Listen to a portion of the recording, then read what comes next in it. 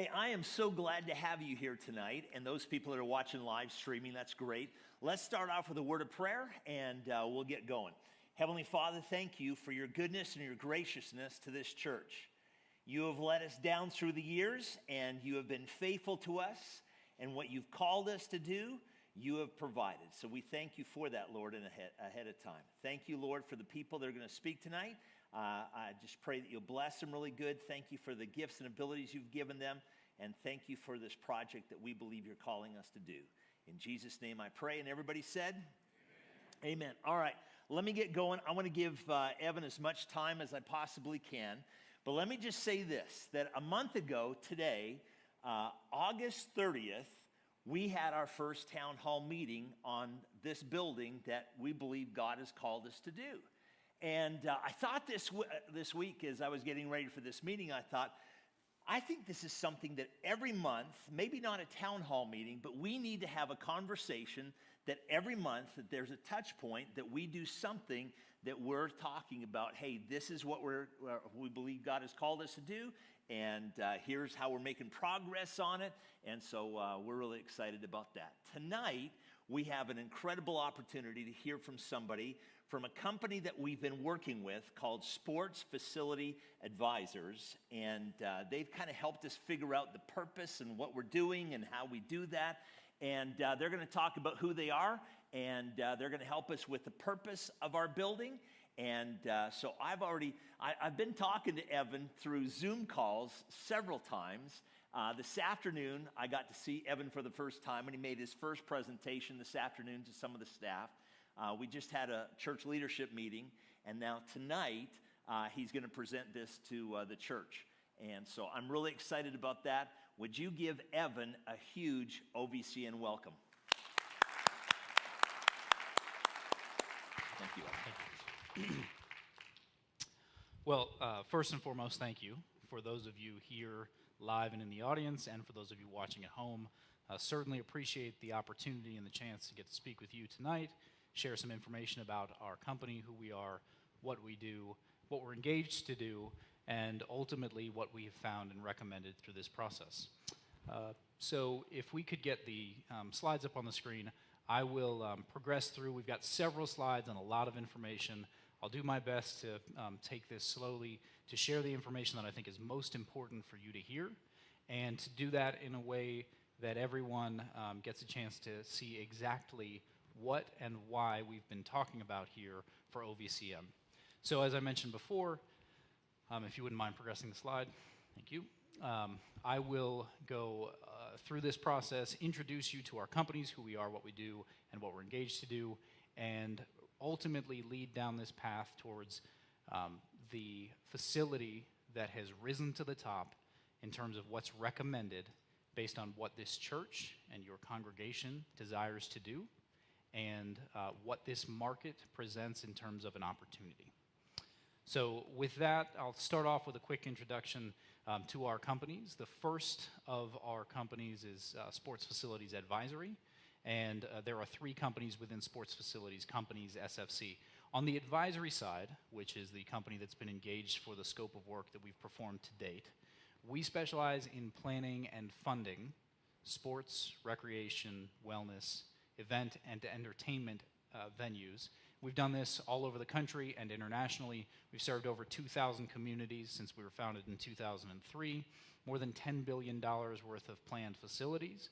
And we get hired as often as we do because we don't say yes to every facility.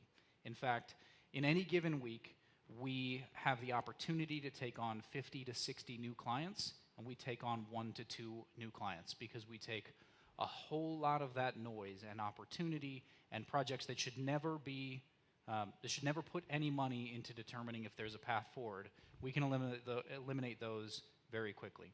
And so those 1 to 2 projects that we take on every single week yield the projects that we actually work on. And of those projects, we only say that 20% of them, on average, are what we call feasibility yes. And that means that we start working with our clients, the ownership group of the project, and we hear what they want to do. What are their definitions of success? And then we take those definitions of success and we look at the market and the actual opportunity, and that 20% that comes back as feasibility yes, comes back because the desired outcomes of the ownership group and the actual opportunity in the market are pretty well aligned, that with some just minor tweaks, we can recommend and help to progress a project that makes sense.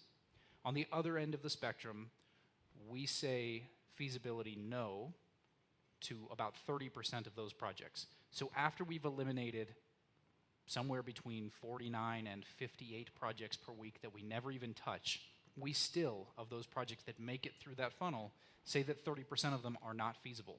Because what the ownership group desires to do and achieve, and the outcomes that are required in order for that project to be successful, cannot be met by the market and the opportunity. And if you're doing the math in your head, that's 50% in between that we call feasibility yes, if. And that's a scenario where we do our best and most creative work, where we start to take a look at that vision and then we have to reshape that vision, because there are opportunities in the market that could support the vision and the definitions of success, but it's going to change the vision.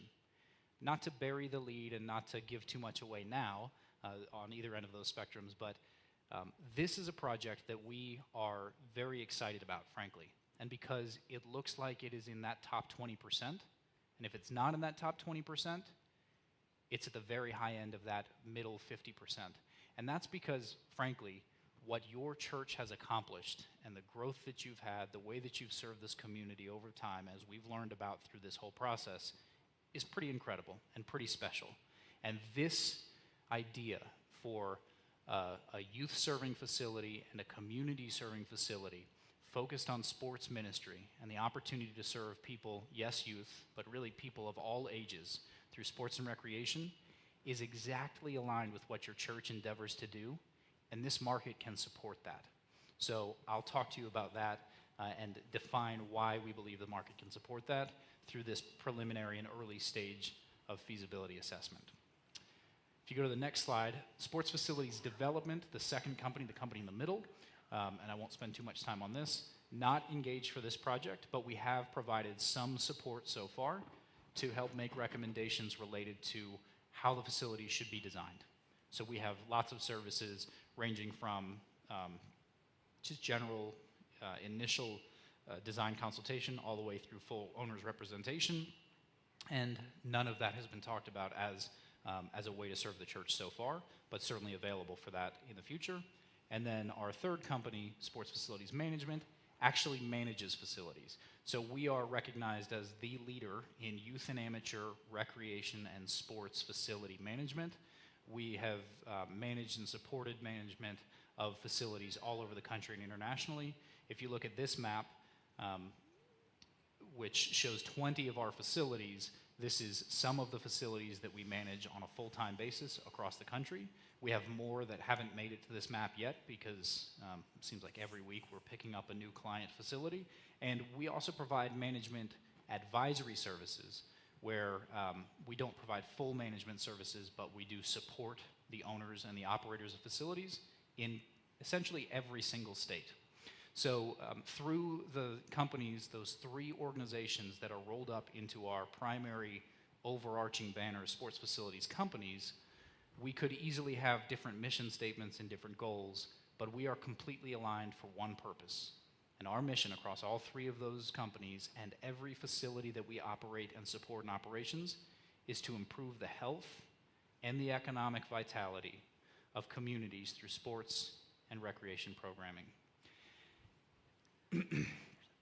So we have a process that we've developed. It's called Concept to Concrete. All three of those companies weigh into this Concept to Concrete process. And what that allows us to do is start working with clients on the very front end through preliminary discussions of what they want to achieve and help them develop the most responsible, lowest risk path forward to a long-term successful facility.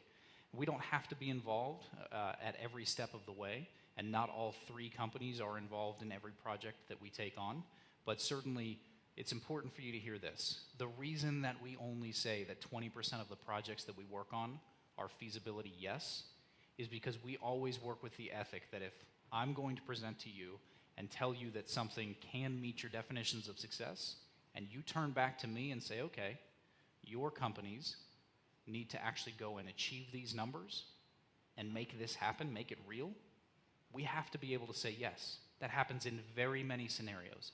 So the information that I'm going to share with you tonight is really foundational. It's sort of the first and preliminary set of analyses towards feasibility, but we're excited about this project because we know that it has the opportunity to do tremendous things for your church and for this community, and if you were to move forward and this walks all the way down the path of cutting ribbon and having programs and kids and adults, teens, seniors, preschool age kids, everyone in this community have access to these types of programs and activities that will take place in this facility. If you asked us to manage that, we would be happy to. And that's because what we found so far through our initial phase is very, very positive. So that concept to concrete structure really has a process, and we've used this process for hundreds of facilities across the country and internationally, many of which we don't actually manage or support in management, but we've led them down the path of creating a responsible and successful facility. So that's an 8-step process, and I won't belabor you with each of these steps, but suffice it to say, this is proven. It has worked, and we were brought in at the right time for this facility, which is in early concept development, phase 1. So if you look at our actual engagement, it's really based on the left-hand side of that diagram. And the first phase, early concept development, has resulted in what we're looking at today, the market opportunity analysis, and this is the market opportunity presentation. So you see the 4 steps that were part of our engagement. We are here today in step 4, and a very logical next step, whether the church decides to use us or to do it internally or to engage someone else, would be to move on to step 2. We've already outlined what step 2 would be, which is a full financial feasibility assessment. That's the projections of the actual number of people and how much they pay and what that means in terms of revenue generation, how much it costs to operate, what staff are necessary to actually service that revenue and operate a new sports and recreation facility. All of that could be covered under phase 2. But again, just to reiterate this point, we're at the early stage of concept development with a lot of checks in the boxes for moving on to the next phase. So with that, I'm going to actually get into the analysis that we've done. We use this visual, we call it the SFA funnel model, and really what it's intended to do is just visually show you the process that we take from starting at the highest and frankly the most important level, which is to understand from your leadership here at the church why you want to consider building a sports and recreation facility. So we call those the definitions of success. That helps us to understand what desired outcomes you have for this facility. And then from there, we take on steps 2, 3, 4, and 5, and we layer in the data, the analytical data that we use in hundreds of communities every single year to identify the key set of information related to the local market, the sub-regional and regional market, the industry as a whole, and everything that will impact the opportunity to meet those starting definitions of success. And then we layer in strategy in step 6, and all of that works its way through the funnel to give you our recommendations, which is really what tonight's conversation is about. It's the recommendations for the facility that best meets the definitions of success. So going forward through the rest of this presentation until we get to the actual recommended facility, I'm just going to walk you through an overview of what we found that support the recommendations that you'll see at the end of this presentation. So to start with the vision and definitions of success, this is frankly, it's a simplified version of what was outlined by your leadership group as we started working. And yes, that's a 1 through 4. And some of you may be sitting there thinking, well, I'm reading ahead and number 2 is number 1 to me, which is totally fine. This is not a hierarchy. This is just a list. So there are 4 definitions of success that we know need to be achieved in order for this to be the right facility and the right investment for this church. Number 1, to expand your reach and your attendance. And we'll talk quite a bit about how to achieve that. Number 2, to strengthen the foundation, the community's foundation in faith. engage, equip, empower. Right? You've heard that a lot. You've seen it everywhere. But that is a key focus of this church, and anything that gets built and developed and operated by this church has to align with that mission. Number 3, to create something that's inclusive and fun and safe for kids, yes, but people of all ages. And number 4, to make a fiscally responsible decision, to have a self-sustaining business model.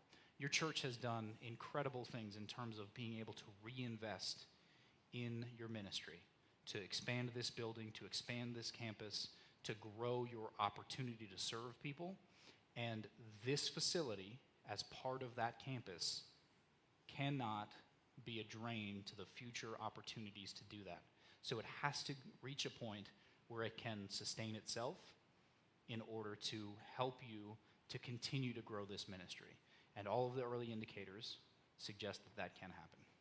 So, getting now into the data, this is what we call the target market data. This is some of the very high level socioeconomic and demographic information, and this is just a set of 6 that align with actually 68 different markers or indicators that we look at. And I won't go through too much of this.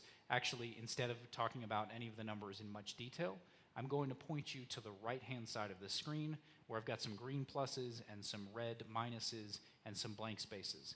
That's just a better visual way of us communicating what these numbers suggest in terms of really positive opportunities and what we would consider to be contributors to success. And the minuses aren't negative necessarily. They are indicators that we know need to be accounted for in a plan. So every single market has some minuses in the way that we look at them.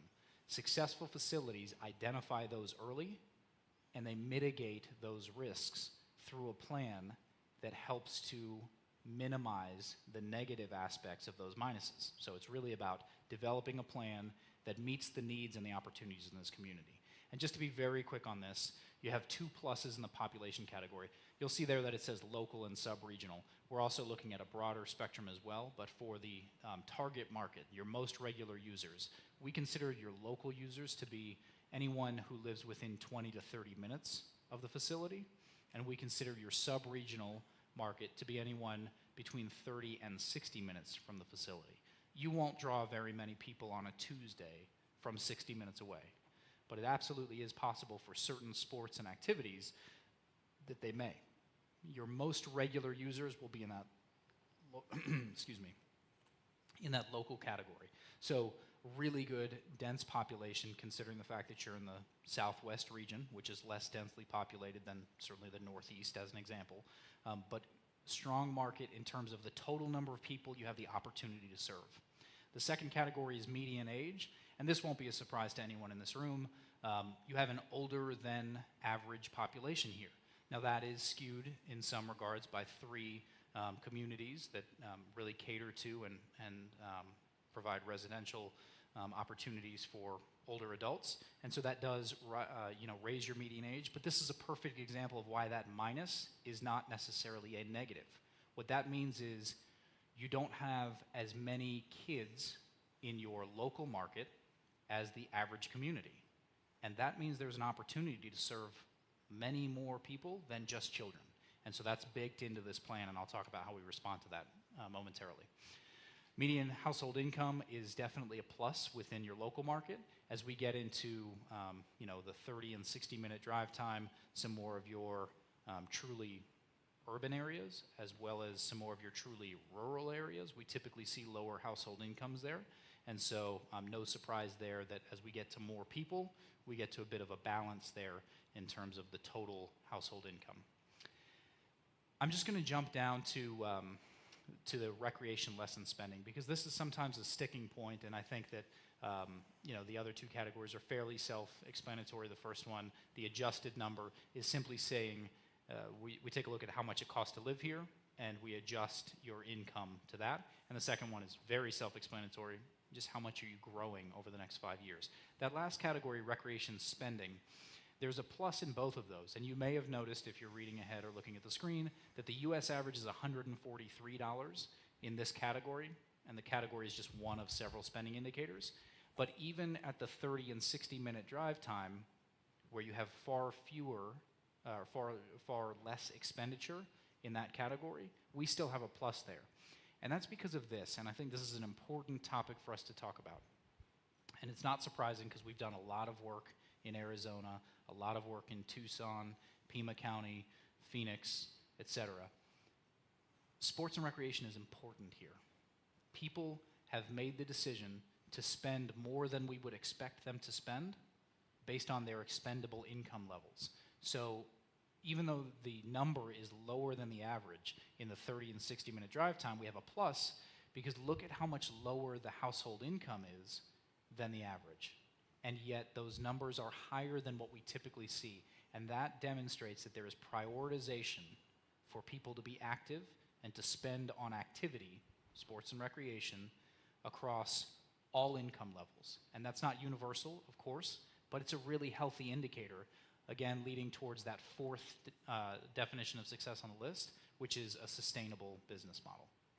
So with that target market, I'll just breeze through some of these, but a couple of maps for you.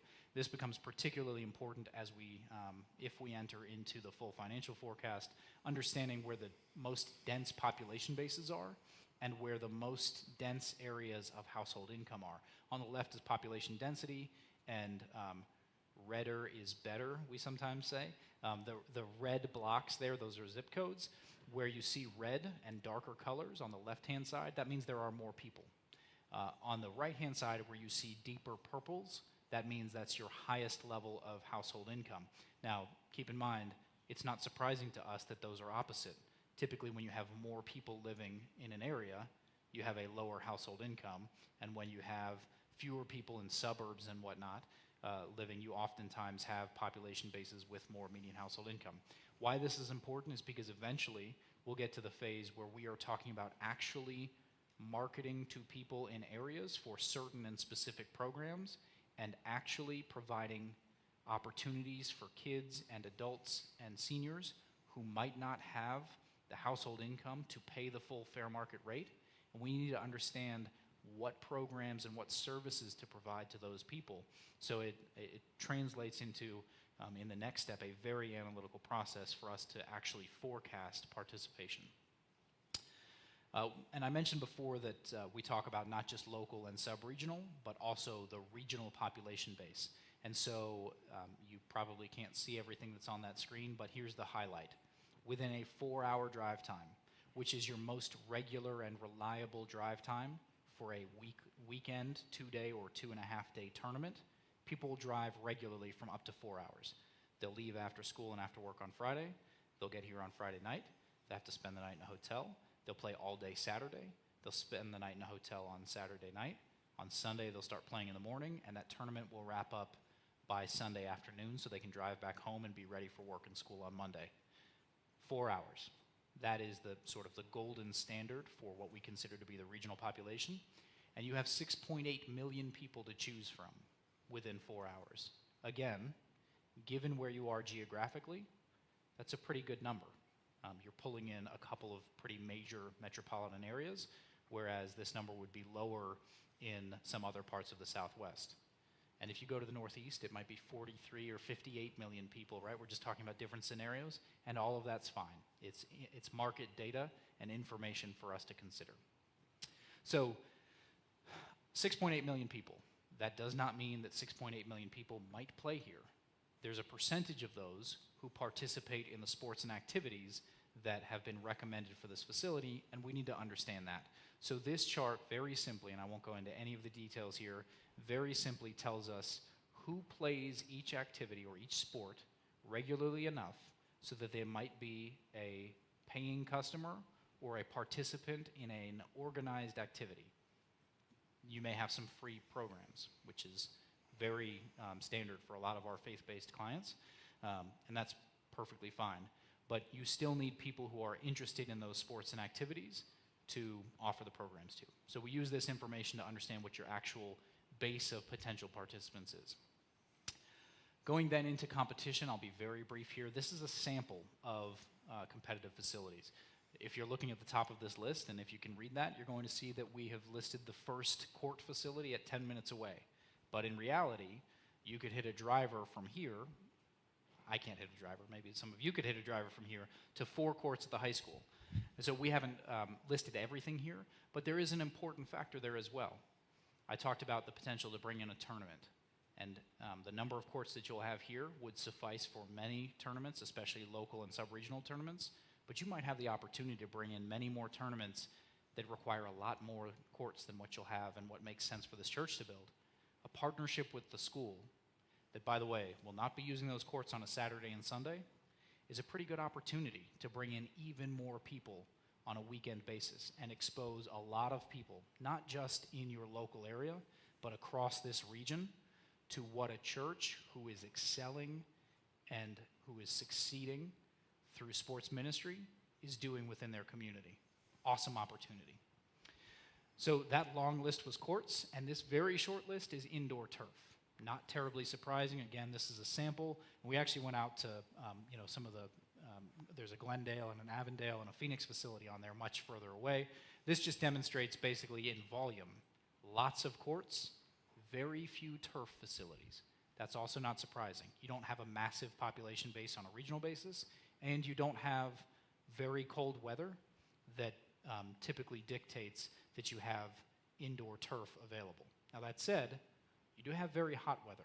I'm from Florida, and I almost died coming into the parking lot during this middle of the afternoon. So it's a dry heat, right?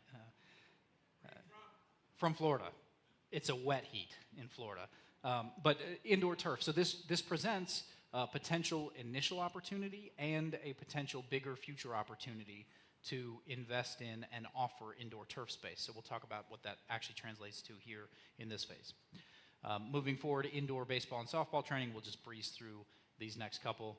You can progress again. The next one is sports performance training. That is taking athletes who want to play at a higher level and speed, agility, quickness, strength training, etc. You have some service providers certainly in this area.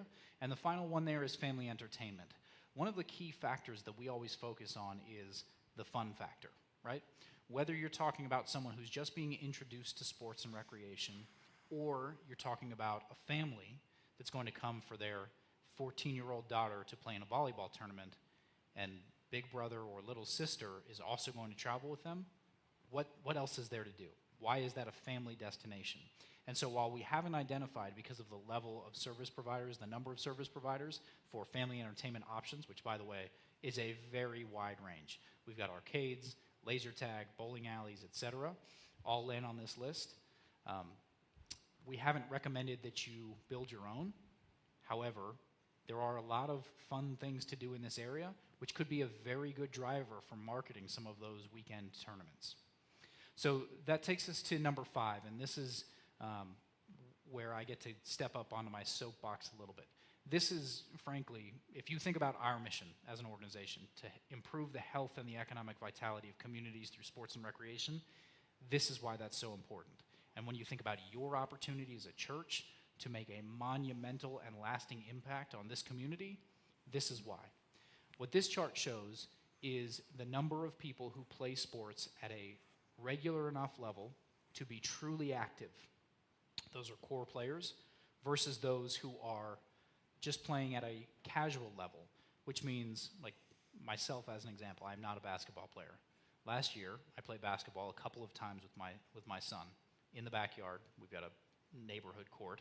And so, yes, I would have responded to that survey saying, I played basketball, but I would not have responded to the survey saying I played enough so that I might actually be considered a basketball player. If you think about this as frequency of play, of all of the people who play, and this is actually kids age 5 to 16, the blue line goes down, the orange line goes up.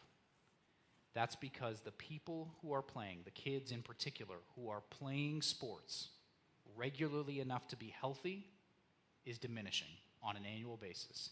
And the kids who are playing sports just casually and infrequently, not enough to actually make a difference in their health, is increasing. If we go to the next slide, you'll see the inactivity rates. What this shows on the blue line is a percentage, which lines up with the right-hand side of that chart. And you'll see on a percent basis, year over year, more and more and more and more kids as a percent, are becoming inactive. The red lines up at the top relate to the left-hand side of the chart, and you'll see that that's growing at a faster rate. That's because as the percent of kids increases, at the same time, more and more and more kids are entering into that 5 to 16-year-old age range, and fewer of them are exiting out of that, because you have a growing population, especially a growing youth population. And what that means is that from 2013, when about 77 million kids were considered inactive, by 2018, over 82 million kids in this country were not meeting their recommended level of activity on a weekly basis. That is really bad news for our country, something that has to be combated on a national level, and is, in many ways, we're blessed, frankly, to be part of a lot of national initiatives to break down barriers to access and to provide opportunities for kids, and this is why it's so important. The next slide shows the life cycle of activity. And so just bear with me here. Kids who are active at least 3 hours per week compared to their inactive peer counterparts, those kids that don't meet 3 hours of high calorie burning activity per week. Kids who are active are 1/10 as likely to be obese or overweight as their inactive peer counterparts. That makes sense. Get active, don't be obese. Pretty common sense. The compounding factors from there are so important in the vitality of a community, because those kids who are active at least 3 hours per week, not only are they healthier, but they earn higher test scores on their standardized tests. As those kids become teens, they are far less likely to participate in risk behaviors related to sex, drugs, and alcohol. Those kids who are active are more likely to graduate from high school, have the opportunity to go on to college. And as those kids get older and older and become adults, adults who grew up as active kids earn 7 to 8% more than their inactive peer counterparts at childhood. Those adults are 6 times as likely to be active, and active adults have much lower health costs, lower cases of morbidity. They're more productive at work and in society. And maybe the most important thing here is how it all ties together. Active adults are twice as likely to have active kids themselves. If you go forward with this facility, if this makes sense for your church, and you open the doors, 2022, early 2023, whenever it is, you cut the ribbon, you will not only be providing an opportunity to get kids healthy today, you'll be making an intergenerational impact on the health and the vitality of this community. And not just health. When I say vitality, yes, I mean health. I also mean economic, educational, and social. This is something that far beyond anyone in this room will be playing on those courts, on that turf, in those spaces, will have a lasting impact on Oro Valley. And that, to me, is maybe one of the most exciting things we could possibly talk about. Not just because it's exciting to think about improving access for a community, but if we think about your mission, if that's not missional alignment, if that's not achieving your purpose as a church, if that's not offering an opportunity to engage, equip, and empower people in this community, I don't know what could be. Step off my soapbox, and we'll keep moving. So strategy. This is really important, right? Because we've talked so far about all of the market indicators and the data that weighs into what the actual opportunity is. Now we have to go back to the definitions of success. So the first one was expanding the church's reach and attendance. And in blue, these 3 bullet points outline some of the key strategies that will be important for that. And some of the good news for you, and one of the reasons that we think this is such a viable and exciting project, is because we could have listed the same 5 or 6 strategies for every single one of those, because there's such good alignment in terms of how to achieve those definitions of success. So this will get a little bit repetitive. I've changed the wording, but some of them definitely overlap and will relate to some things that I've said earlier. And the first of those strategies is to provide options for, sorry, can you go back if you don't mind? To provide options for every single age group, have multi-generational impacts. And so not just kids' sports and youth activities, but being able to serve teens and adults and seniors. Number 2, to be a point of entry at every single level of competition, which means someone who's never picked up a basketball but desires to learn to play, this is the place for them. Kids who have been playing but are still at a recreational level, this is a place for them. Kids who want to play at a higher level, this is a place for them. Adults who want to play in an adult league, this is the place for them. Every single level of competition needs to be served through this facility. And the fourth is that it can't just be about basketball and volleyball. It's got to be about other activities, pickleball, wrestling, gymnastics, cheer, dance, etc. There are a lot of uses of this facility and this type of asset that you have to cater to. That will help you meet that first definition of success. Next slide, please. Strengthening the community's foundation in faith. For many of you in this room and watching online, I imagine that this is one of the most important, if not the most important thing that we could talk about today. And there are a lot of ways to do that. The first is to tie those activities into non-sports activities. Use sports and recreation as a platform, as an open door to bring people in.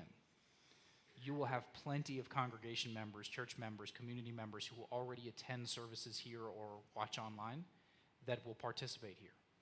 But how important is it for you to reach the unchurched in a way that, again, opens doors, opens eyes, opens hearts, opens minds to achieving one of your key goals, which is to introduce people to Christ through sports and recreation. That's what sports ministry is all about. And so it should I'll get there. It should certainly tie into other church activities and other opportunities to participate here at the church. The second is to be a community hub, right? And that's a bit of the same message, but it's about creating a lot of different opportunities for people to view this not just as a church campus, but as a campus for all of their activities, whether they're a member or not. And the third is that it has to be a consistent place for engagement. And I could have capitalized the E in engagement because it's so important. Not just a place where people use facilities, but where people come together and interact and learn and grow with one another. The third definition of success is to be inclusive and fun and safe. I mentioned this before, but breaking down barriers to entry. We consider the barriers to access, time, cost, and location. Build this facility, expand programs, offer it for all ages, make it convenient, make it work for people who want to participate here, and you will be offering an opportunity that doesn't exist nearly as much as it should in this community or across the country. Number two, properly train your staff members, your coaches, and your volunteers. This facility, the concept for this facility has already been discussed with FCA, Fellowship of Christian Athletes. That organization, big national organization, I'm sure many of you have heard of them, they are investing a lot of resources into training coaches and parents on how to be positive role models and influences on their kids' lives through sports. And so that's a really exciting opportunity. This will be a pilot program location for those trainings and for the implementation of that curriculum. And finally, focus on in-house programs. There are a lot of facilities actually in this community that are rental facilities, which means any team, any coach can hand a $50 bill or whatever it is to the facility, and they can do whatever they want in this space. And that is not going to necessarily create the environment or the interaction or the capital E engagement that you really want here, right? So focusing on in-house programs means you're offering the programs. And as Chris said to me earlier today, you play here, you play by our rules, right? Which means that games should start with a prayer, and there should be devotionals, and there should be interaction and very intentional connections with people. And that happens much more frequently when you're offering in-house programs than when you're just letting someone pay you for a transaction and use your space however they want to use it. And finally, the fourth is to be a self-sustaining business model. That means that you have to balance your mission with some margin. Every time you want to give away a program or an opportunity for someone to play at low cost or no cost, you have to make that up somewhere, which is fine. That's very normal. All of our faith-based clients, in fact, pretty much all of our public clients as well, and many of our private clients have to do this, balance mission and margin. The second piece there is the recognition that there are some very valuable programs that can be run out of a sports and recreation facility here, some high-cost programs. And those high-cost programs have a fair market value. You have to focus on those because you have to generate the revenue in order to power the mission. And the third there is focus on partnerships, right? Whether that's the medical community, construction, businesses, etc. Creating partnerships is a key strategy to success for every facility. Excuse me. So, all of that data and information, those insights and those strategies lead us to the actual facility that's been recommended. So now we're actually getting to the punchline. So this is an overview. I'm going to break down these spaces, but primarily what we're talking about is a youth room with a court. Show that next. I will show that next. Go back to it for me for a minute. Thank you. 3 additional competitive courts, a small indoor turf field, a lobby, cafe, restrooms, and office area, classrooms, conference space, and meeting area, and all of that fits into about a 75,000 square foot facility. The preliminary opinion of cost, this still needs to be worked out, honed in on, and frankly, oftentimes we see some value engineering opportunities to lower this, but what we're looking at right now is approximately a $13 million building for that 75,000 square feet. And so breaking down those spaces then, you can go to the next slide, the youth room. I mentioned before, this looks like a court. It is a court. And on the bottom side of that, there's a stage. And on the top side of that, telescopic bleachers. That means that while on Saturday or Tuesday night or Thursday during the day or whatever it may be, sure, you may be using that as a court. But on Wednesday nights, that has the capacity for 500 kids to come here and worship. And you've outgrown your youth spaces, and this provides an opportunity to continue to grow your youth programs and your youth worship. Next. The additional courts and turf, pretty self-explanatory, 3 additional courts, and what we would consider to be a small side turf field, which is about the size of a court. Off to the right there in the brown, maintenance, storage, mechanical, electrical, plumbing. Next, lobby, cafe, restrooms, and office. In particular in the lobby, you see those weird shapes. Those are tables. You have an awesome space here. That third space, this won't be that big, but the reason that those spaces are so important in a church is because it's a place where people can congregate for just their own personal interactions, and that's critically important in a space like this as well. And of course, restrooms. Those matter. Go to the next one. Classrooms, conference space, and meeting rooms. As I said before, you've got some very flexible spaces throughout this campus. This would be additive to that. So rooms that can be used for small groups and for teams and for other services and as overflow for any number of other activities and some conference space as well. So those are the primary components here.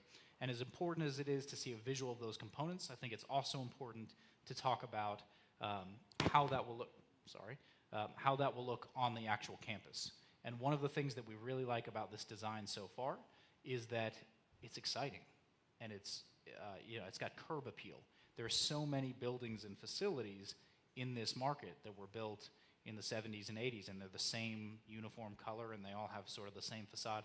This is something that aligns with some of your more recent additions and will be another reason for people to come here, because they're going to look at it and they're going to say, what's that new big building? What can I do there? And so the visuals are important. What I'm going to wrap up with is just an overview of how this facility will be used. And I talked about it before, but I'll say it again. One of the keys to success is that this is a flexible space. We're not talking about courts necessarily. We're not talking about classrooms necessarily. Those are spaces that can be converted.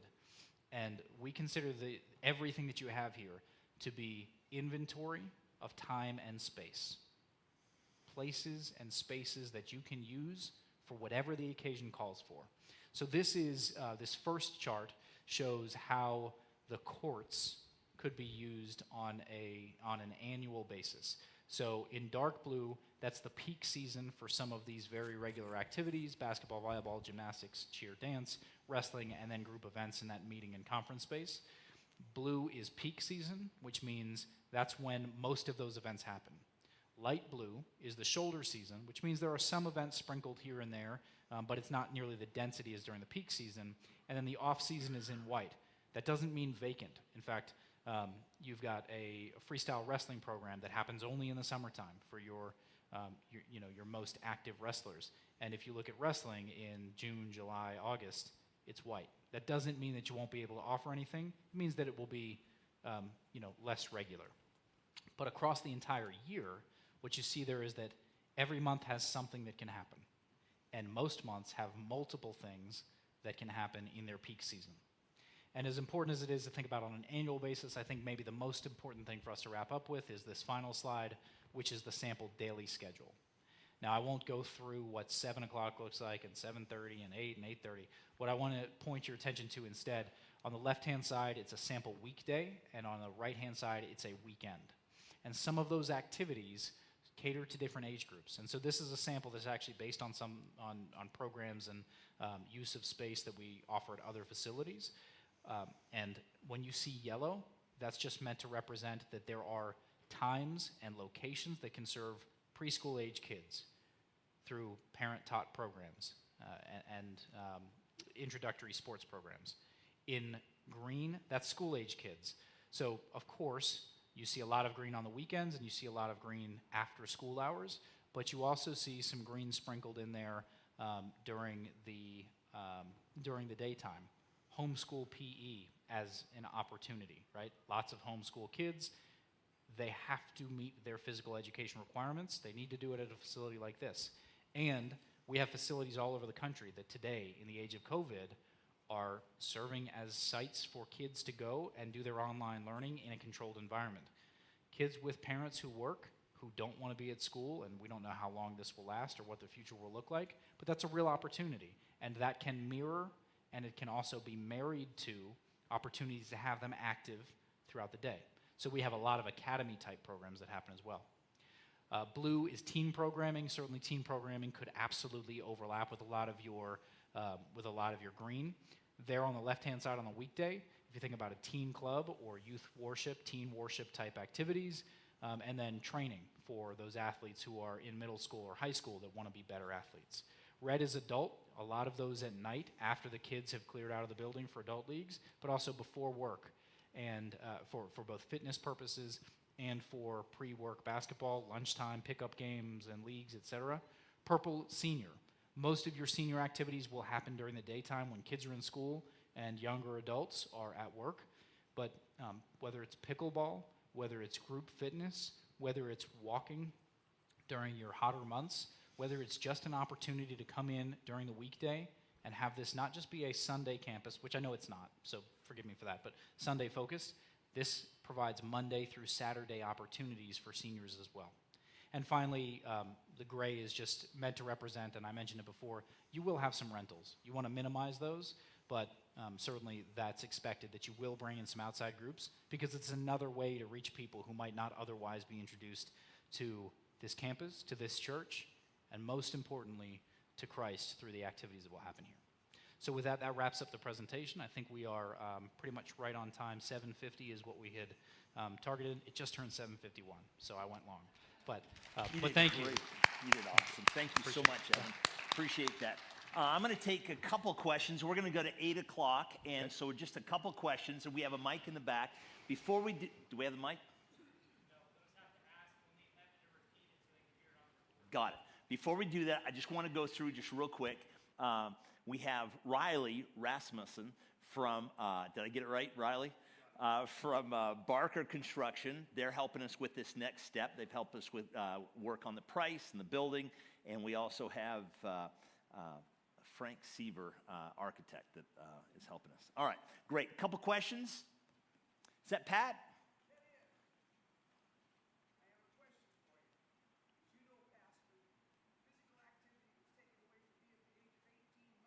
Yep.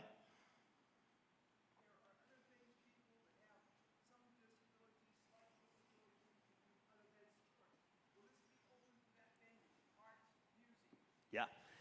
So the question is, Pat asked if this facility would be able to be used for arts and what was the other thing?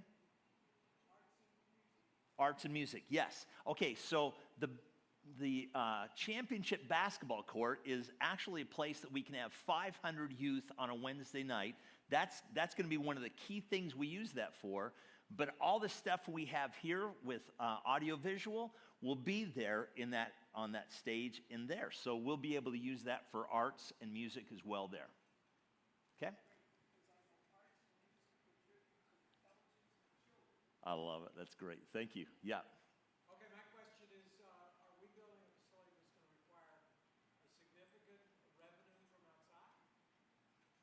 Okay. The question was, are we building a facility that would require revenue from outside? Evan? And you mean, sorry, hadn't cut back on yet. You mean annually after it's open? Yeah, absolutely. That should be, by revenue from outside, you mean user groups, or do you mean from someone else putting money into the facility? User groups, yeah, absolutely. Again, programming that would bring in people who might not otherwise be part of this congregation is absolutely part of this plan. And being able to expose people to programs and activities here who might not think of OVCN as the destination for them on a regular basis, that's absolutely part of the programming and part of the purpose of this facility. Does that answer your question? Yeah. Do you have a pro forma on similar facilities that have been in operation for 3 to 5 years? Oh yeah, absolutely. We have more data on those than anyone else in the country. Oh, sorry. Thank you. The question was, do we have a pro forma or comparables from facilities that have been open that are similar? And the answer is absolutely yes. I mean, we have a number of church, faith-based clients and churches that we work with that have these, and then we have more data than anyone else on the operations of these facilities, and I'm happy to share some of that data. Are those available? Look and say someone that's been in this for 3 to 5 years, how they're doing in terms of cost of solution, employee cost, and income, and how it's facilitated. Yeah, I'm going to avoid the natural inclination I have to drown you in numbers, and I'll just say this. The average facility of this size, this is a pretty average size, the average facility of this size generates a 21% operational profit. So that means that not necessarily paying its debt service, but it cost recovers, and then 21% of its revenue is then available for whatever it is, funding other programs, scholarships, or reinvestment for capital improvement. So the average facility is self-sustainable. Okay. Somebody else? I'm trying to look. Raise your hand. Who's talking? Yeah, there we go. John and Barb.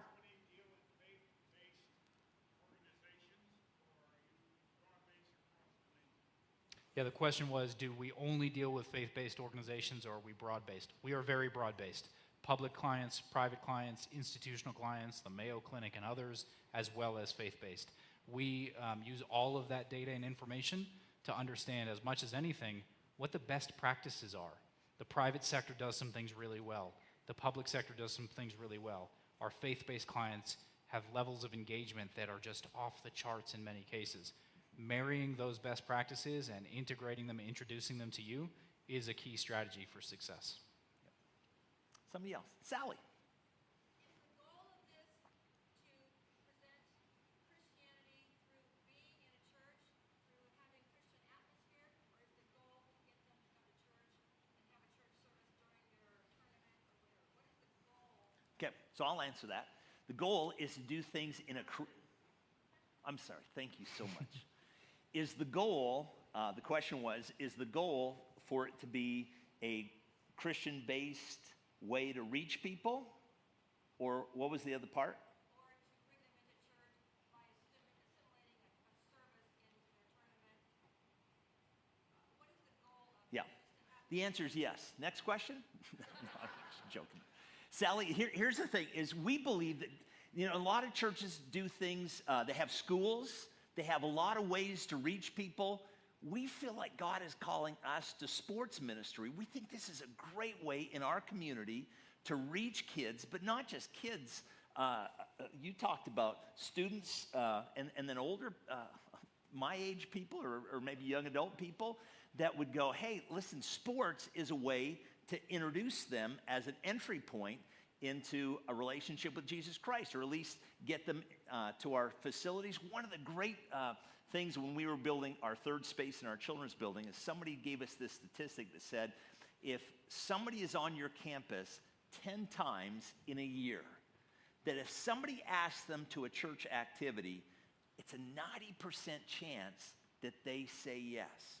And they did some research behind it. They said if somebody feels comfortable on your campus, they've been at your facility, they know where the bathrooms are, they kind of have a feel for things. And if somebody says, hey, would you come and be a part of this activity at our church, a church service or something special we're doing, they go, well, yeah, I've been there many times. And so we feel like that's an opening, that's a way, but we also feel like having kids come and be a part of an FCA upward sports program at our church, that we not only get to talk to them about character building, we get to talk, it's our coaches, we get to talk to them about a relationship with Jesus Christ and the differences. So it's all those things. It's an entry point, it's to talk to them about Jesus Christ, and it's to build character. Okay? Yeah, Mike? Sorry, one question per family. Next question. Mike? So in some of the charts that were shown, where it was 10 miles, 15 or minutes or whatever it was, and our median age is 51 for 48,000 people, it sounds like a lot of these activities are more for younger folks. There may be some. So of that population, 48,000, what percentage is the younger family people versus the 51 or Yeah. It's a great question because that's meant to be a summary chart. We have all of that data. I don't know off the top of my head. I'll tell you that generally speaking, when we look at those charts, here's the question.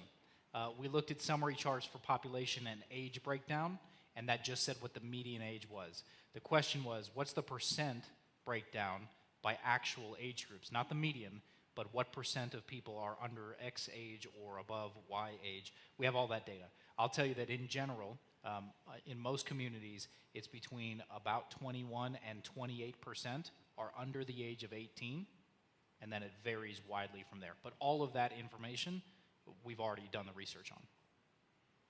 Somebody else? One more question, that'll be it. We good? All right. Well, I want to say thank you to you that are here. I want to say thank you to those people that are watching live streaming. This is also going to go on a link, so a lot of people are going to watch this and listen to this on a recording. Thank you so much for being here and being a part of this. God bless you guys. Thank you.